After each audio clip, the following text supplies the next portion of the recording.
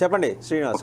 ఒక్క మాట ఇలాంటి సినిమాలు తీయటం కొత్త ఏం కాదు. ఈ రోజు ఎన్టీ రామారావు గారు అధికారంలో వచ్చిన టైంలో కాంగ్రెస్ పార్టీ తీసింది ఏవో పేర్లు తెలియదు, గుర్తులేదు, చూసిన సినిమా మండలాధీశుడు వాట్ ఎవర్ కాంగ్రెస్ పార్టీ తీయడానికి ఇక్కడ ఉన్నటువంటి కాంగ్రెస్ నాయకులే కారణం. అక్కడ 2009 లో పిఆర్పి పేరేంటి మన చిరంజీవి గారు పెట్టినప్పుడు మేస్త్రి అనే సినిమా దాసనారాయణరావు చేత ఎవరు తీపించారు? రాజశేఖర రెడ్డి తీపించాడా లేదా చంద్రబాబు నాయుడు తీపించాడా? ఈ గుర్తుపెట్టుకోండి.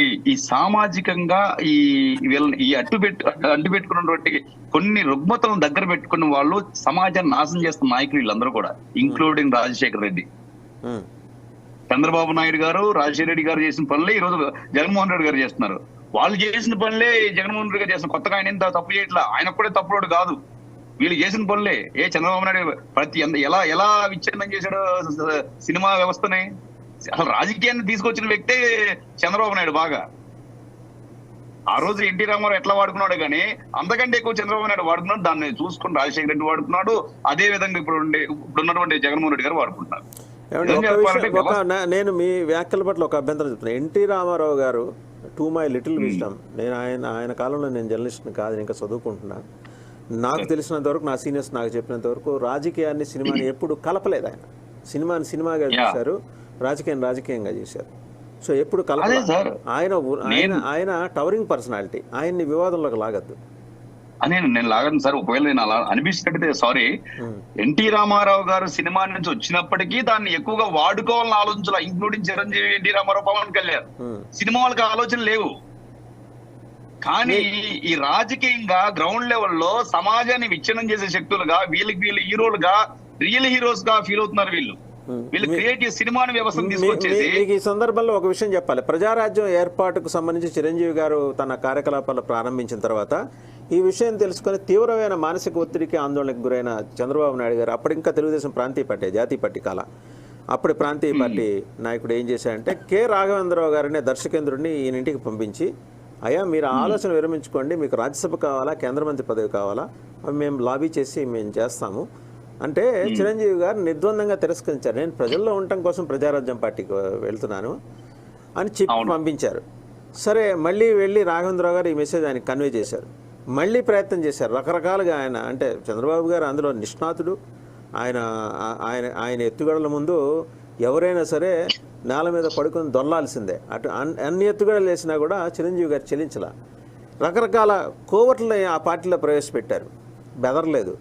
104 స్థానాలు ఎంతో అవుట్ ఆఫ్ 294, 104, 112 స్థానాల్లో బీసీలకు టికెట్లు ఇచ్చారు చిరంజీవి గారు. 110. సో అది ఆయన వ్యక్తిత్వం. సో ఇప్పుడు ఇటువంటి కుట్ర రాజకీయాలు అండ్ కాన్స్పిరసీ థియరీస్ని ఫ్లోట్ చేసిన వాళ్ళల్లో అగ్రగణ్యులు, ఆద్యులు శ్రీ చంద్రబాబు నాయుడు గారు. తర్వాత వీళ్ళందరూ పుట్టుకొచ్చారు. సో అందువల్ల ఏంటంటే మనం ఆ థియరీని మర్చిపోయి తర్వాత వచ్చే థియరీల గురించి మాట్లాడే ప్రయోజనం ఏముంది? ఇప్పుడు వాస్తవం చెప్పాలంటే వాడు దొంగ అండి, ఆ దొంగ స్కూల్లో చదువుకున్న వీళ్ళండి అంటే వీళ్ళ దొంగలు కాదంటాం కరెక్ట్ కాదు. వీళ్ళు దొంగలే. ఆద్యుడు అతనే అయి ఉండొచ్చు. ఇప్పుడు మీరు ఎందుకు అలాంటి పనులు చేయలేకపోతున్నావు? మనకు ఒక విచక్షణ, ఒక పద్ధతి, కథ ఉంది మనకి. వాళ్ళు ఏంటంటే వాళ్ళ పబ్బం గడుపుకోవడం కోసం సమాజం ఏమైనా పర్లేదు, వాళ్ళు సీఎం పీఠం ఎక్కాలి, నేనే ఎక్కాలి అనే ఆలోచన. అది ఇంకోటి గుర్తుపెట్టుకోండి. మళ్ళీ దీంట్లో కూడా ఈ చంద్రబాబు నాయుడు సోకాలు చంద్రబాబు నాయుడు చెప్పి అతను చంద్రబాబు కాకుండా ఒకళ్ళు ఎక్కడానికి తెలియదు, లేదా అతను కొడుకుని ఎక్కాలి. అదే జగన్మోహన్ రెడ్డి గారు తప్ప ఇంకా వాళ్ళ చెల్లెలను కూడా ఎక్కనీడు సీఎం పీఠం. గుర్తుపెట్టుకోండి. వీళ్ళ పబ్బం గడుపుకోవడం కోసం మాత్రమే ఈ సినిమాలను పెట్టుకొని, ఈ సినిమాలో ఒక ఆయుధం అంతే. మన లాస్ట్ టైం మనం మాట్లాడుకున్నట్టు ఇదే డిబేట్ జరిగిందండి. సినిమాలను వాడుకుంటారు, ఇంకో రకంగా కోర్ట్ ఆపరేషన్స్ చేస్తారు, ఇవన్నీ కామన్ గా జరిగే విషయాలు. ఇప్పుడు మనం లాస్ట్ టైం ఒకటి జాతీయ జనసేన పార్టీని ఒకటి పెట్టాడు. దీంట్లో దాన్ని కూడా 10 ఓట్లు గెలిచడానికి ఉపయోగపడతామని సేమ్ పేరుగల వ్యక్తిని నిలబెడతారు. ఎందుకు? ఒక 5-6 ఓట్లు గెలుతాయండి. ఒక్క ఓటుతో కూడా గెలిచే అవకాశాలు ఉంటాయి కదా సార్. ఏ అవకాశం వచ్చినా వదులుకోలేటువంటి సాంప్రదాయ పార్టీలు టీడీపీ, వైసీపీ. సో అది ఒకసారి శ్రీధర్ రెడ్డి గారు మీరేమంటారు సార్? సార్, మా నాయకుడు సినిమా పరిశ్రమని అభివృద్ధి చేయడంలో మా నాయకుడు చేసినంత కృషి, రామారావు గారి కాడ నుంచి చంద్రబాబు వరకు చేసిన కృషి బాగా చేశారు సార్, బాగా చేశారు. సేమ్ సామాజిక వర్గాన్ని డెవలప్ చేయడం ఏం చేయాలి సినిమా పరిశ్రమలో ఇక్కడ? సార్ సామాజిక వర్గాలు పక్కన పెట్టండి. ఇప్పుడు సామాజిక వర్గాలు అదే సామాజిక వర్గం పోయి ఆడ 1 కిలోమీటర్ బయట కారు దిగి కాళ్ళతో నడుచుకుంటూ పోయి దండాలు పెట్టి వచ్చిన సామాజిక వర్గం అదే సామాజిక లేదు సార్, వర్గమే నేను సార్. అంటుంది అదే వ్యవస్థలు సామాజిక వర్గమే. జగన్మోహన్ రెడ్డి దగ్గరికి పోయి ఇదే ఆ సామాజిక సార్, వర్గమే. సినిమా కిలోమీటర్ వ్యవస్థలో నడిచి గేటు సినిమా లోపల వ్యవస్థలో బయట నిలబెట్టి ఏమి సార్? నమస్కారం పెట్టి వచ్చిన సామాజిక వర్గమే సార్. రెడ్డి గారు సార్, చెప్తున్నా సేమ్ సామాజిక ఎలా డెవలప్ చేశారో మీకు తెలుసు, అంతరాత్మ ప్రశ్నించుకోండి. కే రాఘవేంద్రరావుకి ఎందుకు ఇచ్చారు అక్కడ స్థలము? లీజ్ కి నాకు ఇవ్వచ్చుగా, లేదా వాసుదేవన్ గారు లాంటి మంచి మనుషులకి ఇవ్వచ్చుగా. ఇన్వెస్టర్లను స్వాగతించే వామ్మో. మొట్టమొదటి వ్యక్తి Chandrababu Naidu sir. Sir, develop చేశారు. జగన్మోహన్ రెడ్డి లాగా సార్, సార్, డెవలప్ చేసి సార్ డెవలప్ చేసి ఒప్పుకోవచ్చు, తప్పులు కూడా ఒప్పుకోవాలి. చూపించాడు. అభివృద్ధి మీరు నివసించే మీరు నివసించే తప్పులు కూడా ఒప్పుకోవాలి. చంద్రబాబు నాయుడు తప్పులు ఒప్పుకోవాలి, డెవలప్ చేసి ఒప్పుకోవాలి కూడా మీరు మనం. తిరిగి ఆ రోడ్లే నిదర్శనము. ఈ రోజు హైదరాబాద్ నగరము ఈ రోజు ఆర్థిక రాజధానిగా ఎదగడానికి కారణము ఆ రోజు మా నాయకుడి వ్యూహమే. మీరు ఆయన సినిమా పరిశ్రమ డెవలప్ చేశారంటే దానికి చెప్తున్నా నేను.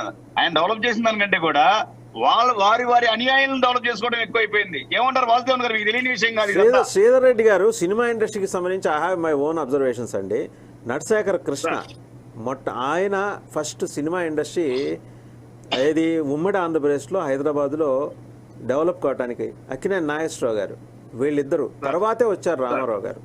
వారు ఎవరి స్థాయిలో వాళ్ళు చేసుకున్నారు. ఎవ్వరు కూడా గవర్నమెంట్ మీద డిపెండ్ కాలా, వాళ్ళంతా వాళ్ళు డెవలప్ చేశారు.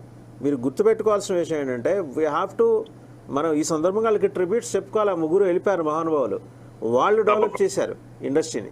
It is not that Chandrababu Naidu develop చేసే వరకు ఆగి ఎలాగైనా సరే బాబు గారు మీరు డెవలప్ చేయండి, మీరు డెవలప్ చేసే వరకు మేము ఇలాగే ఉంటామని అనలా. ఇండస్ట్రీ తనంతా తానుగా డెవలప్ అయితే వచ్చింది. మీరు కొంచెం ట్రాన్స్లో ఉన్నట్టున్నారు. You have to come out of the trance Sridhar Reddy గారు. నేను అనేది జగన్మోహన్ రెడ్డి గారు ఇప్పుడు చంద్రబాబు నాయుడు చేయలేదు అనే దానికి నేను చెప్తా ఉన్నానండి. చంద్రబాబు నాయుడు ఒక చిత్ర పరిశ్రమనే కాదు, అన్ని పరిశ్రమలని అన్ని ఈక్వల్ గానే చూసినాడు, అన్ని డెవలప్మెంట్ చూశాడు. మా జిల్లా పక్కనే కియా మోటార్స్ ఉంది, అవి పెద్ద కొండలు. ఆ కొండల్ని ఏపీఐసి ద్వారా ఆయన దానిని క్లియర్ చేసి వాళ్ళకి పొలం ఇవ్వడం జరిగింది. సరే, ఆ పొలం ఇవ్వడం వల్లనే ఈ రోజు అంతమందికి ఉపాధి జరుగుతుంది. ఈ చిత్ర పరిశ్రమ అయినా అంతే, పారిశ్రామిక రంగమైన అంతే, ఏదైనా అంతే. ఒక విజన్ ఉన్న నాయకుడు అని నేను చెప్తున్నాను సార్. ఆ చిత్ర పరిశ్రమ రావడం వల్ల ఎంతమందికి ఉపయోగపడుతుంది ఏమి అనే ఆలోచన చేయగలిగిన గొప్ప వ్యక్తి మా నాయకుడు, విజన్ ఉన్న నాయకుడు అని నేను. శ్రీధర్ రెడ్డి గారు, మీ నాయకుడికి విజన్ ఉంది. విజన్ మీకు విజన్ ఉన్నాయి మాత్రమే మీకు కనబడుతున్నాయి, విజన్ లేని మీకు కనబడట్లా. విజన్ లేని గురించి నేను మాట్లాడుతున్నాను. మీ దగ్గర మీ ఏరియాలోనే లేపాక్షి ఉత్సవాలు జరిపాడు బాలకృష్ణ గారు. అండ్ జరిపినప్పుడు సినిమా పరిశ్రమ అందరం పిలుచుకుంటారు. ఏ విధంగా విచ్ఛిన్నం చేయాలో చంద్రబాబు నాయుడు గారికి తెలిసినటువంటి విద్య ఎవరికి తెలియదు. ఏం విచ్ఛిన్నం చేసినారు సార్? దాని నుంచి ఏ విధంగా సమాజాన్ని విచ్ఛిన్నం చేయాలంటే ఉత్సవాల నుంచి ఎంతమంది బీదలు, రోడ్ సైడ్ వ్యాపారస్తులు, ఎంతమందికి ఎంత వ్యాపారాలు జరిగినాయి. 6 నెలలు జరిగిన వ్యాపారము 3 రోజుల్లో జరిగింది సార్. మీరు కొంచెం సూక్ష్మంగా లోతుగా వెళ్ళి పరిశీలించండి. ఏదైనా గానీ, ఏ ప్రోగ్రామ్ జరిగినా గానీ దాని వెనక బెనిఫిషరీస్ ఎవరంటే సామాన్యుడే ఉంటాడు సార్. దానికి సామాన్యుడు ఉంటది, వ్యాపారస్తులకు వ్యాపారం ఉంటది. ఆటో తోలేవానికి ఒక 6 నెలలు జరిగిన ఆదాయము ఆ 3 రోజుల్లో సార్. మీరు కింద జరిగినటువంటి చిల్లర దానికంటే కూడా పైన హై లెవెల్లో దొబ్బినటువంటి ఆ కోట్ల గురించి ఆలోచించట్లేదు మీరు. ఎన్ని కోట్లు జరిగింది సార్? రాజశేఖర్ రెడ్డి గారు ఆరోగ్యశ్రేణి మహా ఒక వజ్రాయుధాన్ని వదిలాడు జనాల మీదకి చాలా బలంగా. హలో చెప్పండి సార్. చాలా బలంగా ఆరోగ్యశ్రీ అనేది చాలా ఈ రోజుకి ఎంత ఉపయోగపడుతుంది అంత ఉపయోగపడుతుంది. ఆరోగ్యశ్రీ ద్వారా ఎన్ని కార్పొరేట్ కంపెనీలు బాగుపడ్డాయో మీ అందరికి తెలిసిన విషయమే. అంతర్లీనంగా జరిగేటువంటి అదొక రకమైనటువంటి ఫ్రాడ్. అది కార్పొరేట్ హాస్పిటల్స్ అంటే దానికి ఆరోగ్యశ్రీ నుంచి లబ్ధి పొందింది వాస్తవంగా మీరు చెప్పినట్టు పేద ప్రజలు లబ్ధి పొందినారు. అటువంటి స్కీమ్ ని మా నాయకుడు ఏం ఆఫ్ చేయలేదే, మా నాయకుడు కంటిన్యూ చేసినాడే. మీలాగా ఇప్పుడు వైసీపీ నాయకుల్లాగా కూలగొట్టడాలు చేయలేదే. ఏవైతే ప్రజలకు ఉపయోగపడుతున్నాయో దానిని రెట్టింపు బడ్జెట్ పెట్టినాడే తప్ప దాని నుంచి ఇప్పుడు ఒకవేళ మీరు సామాజిక వర్గానికి చేసినారు అంటున్నారు. ఒకే సామాజిక వర్గానికి సంబంధించిన హాస్పిటల్ ఈ 2 రాష్ట్రాల్లో లేవు సార్. అన్ని సామాజిక వర్గాలు ఉన్నాయి, అందరికీ ఆరోగ్యశ్రీ ఇచ్చారు సార్. సార్ ఒకటి అన్ని హాస్పిటల్లకి ఇచ్చారు సార్. ఏదైతే సామాజిక సార్, రెండు సాంప్రదాయ వ్యవస్థలో ఎక్కడో ఒకరో ఇద్దరో చేసిన లొసుగుల్ని ఆ నాయకుని గంట కట్టడము సరైంది కాదు సార్. జరిగిండొచ్చు పొరపాట్లు, కానీ ఆ పొరపాట్లను తీసి మొత్తం నాయకుడు చేసినాడు. 5 సంవత్సరాలు అయింది సార్ జగన్మోహన్ రెడ్డి వచ్చి, ఆ వ్యవస్థలో జరిగిన లోపాలని తీసి బయట పెట్టొచ్చు కదా. అందుకనే కదా సార్ భయపడుతుంది జగన్మోహన్ రెడ్డి. రైట్, ఒకసారి పార్థసారథి గారు మాట్లాడారు. భయపడేది రైట్, రైట్. 5 సంవత్సరాల్లో